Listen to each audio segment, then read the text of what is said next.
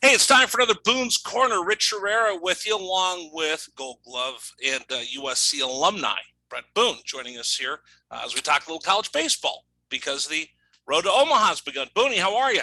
It is that time of year. Doing well, Rich. All right, got 5 questions for you about college baseball. You ready to go? Shoot.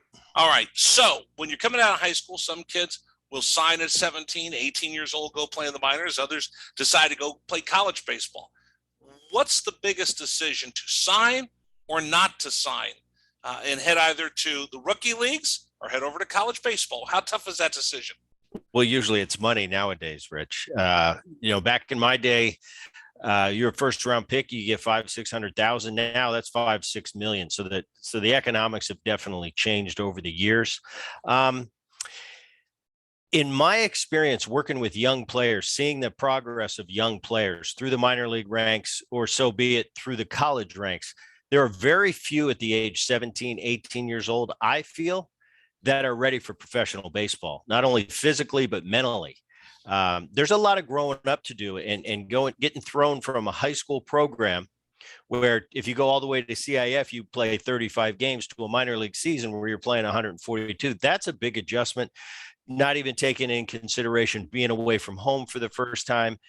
And now all of a sudden, this isn't high school baseball, go to a dance afterwards. It's minor league baseball. This is your job. This is your livelihood. Very few people are ready for it. That's probably why there's only 30 picks in the first round. So it's definitely something that is taken out of the hands of players a lot of the times. If they have a college scholarship and are drafted in the 30th round and the money isn't there, it's an easy decision. Go to college. I would always suggest, if you're on the fence as a young player, take the college route. A lot more beneficial. You played college baseball. Your Yes. brother played college baseball, both at USC. Your dad played college baseball. He went to Stanford. Your son, Jake, played college baseball, went to Princeton. So let's talk about the differences and the similarities of the two lifestyles. So, next question is compare the lifestyles of a college baseball player versus that of a rookie league minor leaguer Well, it's kind of the best of both worlds. You're playing at a higher level now. The in best of the college. best in college. Okay. You're going from the best players in high school. Now they're going to Division I colleges. So the level of competition is definitely raised. You're playing more games now. You're playing a 60 game schedule, not including regionals. And if you're fortunate enough to go to the College World Series, which is coming up here soon, so you're playing a lot more games against a lot more talented players. At the same time, you're going to class, you're having your social life. Mom's a phone call away. For me, when I went to USC, my mom was 50 minutes away. She'd come up and watch me on the weekends and do my laundry and bring me a meal here and there. So I think it's just kind of a holding tank for professional baseball. It kind of keeps you in a bubble. You're still using an aluminum bat. You're still physically able to mature, get bigger, stronger, faster, grow up mentally, find out a little bit what the real world's like. At the same time, you're still playing baseball at a higher level. That prepared me definitely for professional baseball. When I got drafted after my junior year, man, I was 3 years. I was ready to go, chomping at the bit to go play professional, but I was much more prepared than when I was an 18-year-old coming out of high school. The structure of college baseball, where you have to manage your time, how much does that help you at the next level? Well, I think that just helps you in life. It's part of growing up. It's part of having responsibilities. Mom's not there to wake you up in the morning with the alarm clock. You have to get yourself up. You have to get yourself to class. You have to be accountable for your actions. You've got to get to school on time. You got to keep your grades at a certain level. These are all things in the maturation process I think are invaluable to a young player, and it prepares them. You come out of high school and you're a kid. You come out of college and you're a young man ready to go after your profession. I just think, like I said back to the beginning of the segment, there are very few, Rich, at 17 or 18 years old coming out of high school, not only that are ready physically and mentally for professional baseball. All right, next big question. The biggest shock going from college baseball, Power Five, Division I, to the minor leagues, besides having to hit with a wooden bat? Because if you're at USC you're getting the best of everything equipment wise. I work down here in Arizona and cover the University of Arizona. They're going into the Terry Francona Hitting Center. They unveil all the new gear. They've got all the best Nike gear. They get training table. College baseball, you've got it going on. If you're playing in the Pac-12 conference at USC or Arizona or Stanford, you get great gear. You have great facilities. You're getting taken care of. And you go to the minor leagues, and I've worked in the minor leagues before. It ain't college baseball. No, it's definitely not. I remember pulling up to Peninsula for my first A-ball assignment coming from USC, and this old broken down, it's called War Memorial Stadium. And I looked at the cab driver. I said, this is it. I'm coming from USC, and it was a little bit of a reality check for me. The difference in pro ball and college, especially when you go to a high A level, the quality of baseball is going to be even higher than it was for you in Division I, because you've got a lot of guys that have been playing professionally for 3, 4, 5 years. The biggest thing for me was not necessarily the wood bat. At first it was not so much nowadays, because the kids are starting at the junior high level, starting to work with a wood bat. So the wood bat's not as big of a factor as it used to be.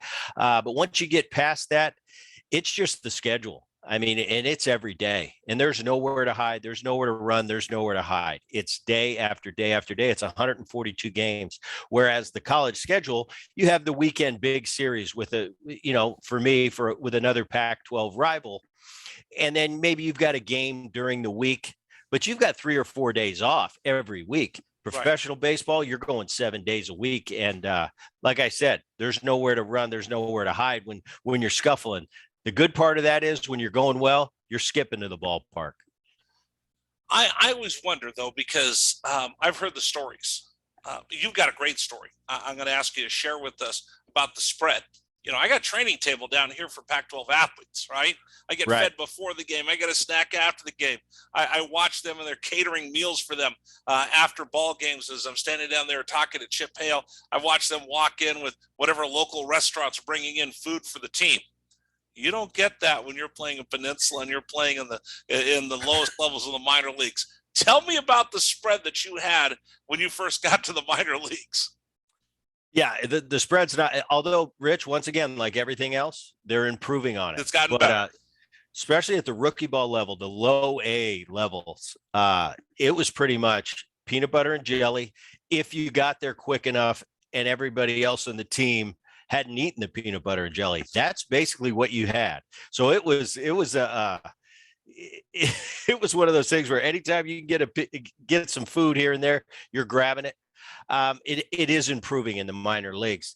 That being said, you wanted my story about my first spread. Well, I grew up, obviously, as most people know, I grew up around big league ballparks. My dad played in the big leagues until I was in A-ball, actually. So I grew up at the ballpark. I'm used to these big league spreads after games. So I remember, like you said, the Division I, USC, we always had great spreads and food coming in from various restaurants in the area. But I get to the minor leagues, and I remember it was our first game. And went out, got my first game under my belt professionally, came back in after the game to essentially what was a trailer on wheels. That was our clubhouse. And I'm sitting there, and I remember sitting in my locker and looking around and kind of going, well, where's the spread? And I remember there was a gentleman by the name of Tiny. He was probably about 5'10", probably 350, 380 pounds. And he looked at me, he goes, all right, big leaguer. And he grabs all the hot dogs from the game that didn't sell, threw them in the middle of this table. It was kind of like a card table, and said, there's your spread, big leaguer. And I kind of looked at him and I started laughing. And a bunch of the guys on my team said, that's how we eat in A-ball. And that was it. I was fine with it. All right, that's the way it is. What was my thought process right then? I got to get my butt out of A-ball. And the only way you do that is play really well. That's interesting, because all through my career as a broadcaster, there's times where I'd go down to minor league camp, or I'd go down to A-ball, or I would go to the Durham Bulls and do their play-by-play on television. And I was kind of taken aback at the facilities. They're not great. And I would come back and I'd ask the farm director or the general manager, can't we get those guys better furniture down there? Can't we get them a better couch? I'd go find them a better couch from a sponsor. They go, no, We want them to be hungry. We don't want them comfortable down in the minor leagues. We want them hating every moment of it so they bang their way up to the big leagues. I agree with that. And I had the blinders on as a kid in A-ball, and I didn't care. I lived on a couch. I paid $100 a month. It was a 2-bedroom. There were 5 guys. I was the 5th, and they said, "Well, we'll let you in, rookie, but you got to pay $100, but you only get the couch." I said, "I don't really care," because all I wanted to do back then is play baseball, get to the ballpark early, work, have early hitting, whatever I needed to do, early defense, play the game, come home and watch Sports Center all night. That's all I did.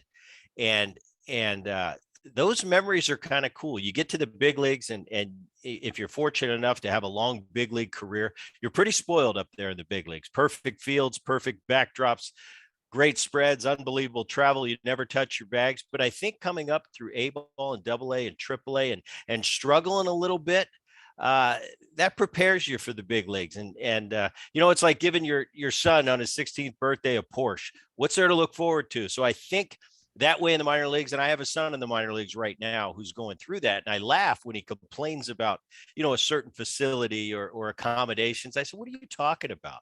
Play better, get your butt out of there, and it gets better. Trust me. AA, you start to see an improvement. AAA nowadays, especially, really nice, and obviously the big leagues is what it is." All right, let me move this along. Next question.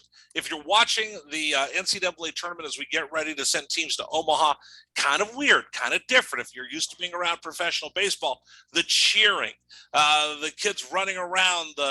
There's one school I saw where if you hit a home run, they come out and you slam dunk. I saw Arizona, the Wildcats. If you go opposite field for a home run, you wear an Apo Taco hat. I've seen some where they jump into the laundry bin and they push you up and down like you're a bobsledder. Talk about just the difference in the fun and the cheering and everything else that you have in college baseball. Well, I think it used to be much different than, say, big league baseball, Rich. And starting in the 90s, we didn't celebrate in the big leagues like they do today. Today's big leaguers are more like college, how the college behaves. But I think it's a good time. You're a college baseball player. A lot of those guys on those college rosters aren't going to be big league players. This is their kind of their last hurrah. They're enjoying themselves. They're putting on the rally caps. Like you said, they have certain cheers they're doing. Whatever your alma mater is, they're up there. They have certain chants for you. I think it's what baseball is about. It's about having fun when it still can be fun. It's not a job yet for those guys. It's their passion. It's a lot of guys' dream of what they want to do down the line. But it's for a lot of those kids, this is their last hurrah, college baseball. They're going to go out into the real world and get a real job. And for a minute few, they're going to go on and have pro careers and have big league careers. But I look at the college game now and I think, wow, that's the last time you can really have fun and let your hair hang out and just enjoy yourself. I think it's cool. I think it's part of being a kid growing up into a young man. But I'll tell you what, as soon as they get drafted and they cross that line, those pro players, they don't want to hear anymore about hook 'em horns. I was a Trojan. They don't want to hear about your college rah. You got to prove yourself at the pro level. And those guys, those pros, they, they make you prove yourself. Well, I remember going around being in the minor league camp, and there was a kid that I took to dinner. He goes, "Hey, can I bring a couple of buddies?" All of a sudden, I got almost 24 kids showing up at Hooters to go eat wings in Newport Richie, and I was like, "Okay." And I noticed they all had their college shirts on when they showed up, and they go, "Yeah, they talk to us about, hey, this isn't college anymore. You got to prove yourself at the next level." All right, next question. Give me 60 seconds on this. What level? I always hear people talk about, well, you know what? Big time college baseball is equal to single A, double A in minor league baseball. Compare the two. Where do you think the big time college baseball that we're watching the tournament right now, where would they slot rookie, single, double, triple A? I would say the best players or the best teams in college baseball, those teams you're going to be seeing in Omaha here soon, they're probably at a high A-ball level. California League type.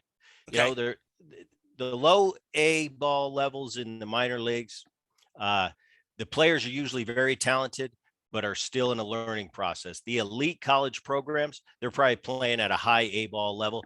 the talent is not enough. The velocity, the physicality is not enough for a AA level, but I think it's a high A ball level. I think that's a fair assessment. All right, last question. Road to Omaha is going on as we speak. 8 at the plate. They'll all meet at TD America Trade, whatever the name of the ballpark is. They replace Rosenblatt Stadium. You played in this tournament. You never made it to Omaha. Talk to me about this tournament and what a grind it is. And if you get to Omaha, you earned your way there. Yeah. Oh, I was so close twice, Rich. My freshman year, we breezed through the tournament in Fresno, and Fresno had to beat us twice on the final day for us not to go. Well, that final day came and they swept us in that doubleheader. Didn't get to go. My sophomore year, we got eliminated pretty quick. My junior year, same thing. We go to LSU, beat the snot out of teams 5 days in a row. The only way we will not go to Omaha is if LSU beats us twice on a Sunday, the final day. Well, it happened again. They swept us that doubleheader. So both times I didn't get to go to Omaha, but those regionals, they're so fun. And like I mentioned earlier, it's a last time that you're kind of a kid. You know, you're at college baseball, rah. Everybody's behind you. You know, your alma mater's there. You're a Trojan, and it's a lot of fun before you go off into the real world. But I really enjoyed my time. Wish I would have got to Omaha. Guys that did said it was, for a lot of people, that's the pinnacle. So I never got to be there, but I know these guys that are making it there this year and getting ready to go. It's pretty awesome. It's another edition of Boone's Corner, by the way. Don't forget, check out the Bret Boone podcast, available wherever you get your podcast. Who do you have this week? Who do you have coming up? This week, we're going to interview. We've got Tommy John coming up on Tuesday, and we got a couple interviews. We're doing Walt Weiss and Vince Papale. Vince Papale for the movie Invincible, right? Yes, it's going to be an interesting story how he went kind of from bartender. The Mark Wahlberg recreated that story. Really interesting. We're going to get a little football in there. So Walt Weiss, him, and Tommy John. He's going to talk about his surgery. And, I asked him, did you ever think about getting the name trademarked? Because, man, you sell a hell of an underwear brand now. And he laughed. Obviously, he was a lot of fun, a lot of history there. So we're rocking and rolling at the Boone Podcast. All right. Don't forget, check out the Boone Podcast wherever you get your podcast. Booney, we'll do this again next week. Thanks, Rich. All right. That's today's Boone's Corner.